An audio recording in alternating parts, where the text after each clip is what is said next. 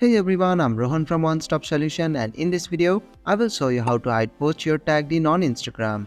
Hiding tag post gives you control over what appears on your profile, helping you manage your online image. So, let's get started on how to hide posts you're tagged in on Instagram. Start by opening the Instagram app on your device. Go to your profile by tapping the profile icon at the bottom right. Tap the tag icon to see all posts you're tagged in. Now tap on the post you're tagged in. Then tap on Manage at the top right corner of the screen. Select the post you want to hide. Finally, tap on the Hide option. Again, tap on Hide to confirm. And that's how you can hide posts you're tagged in on Instagram.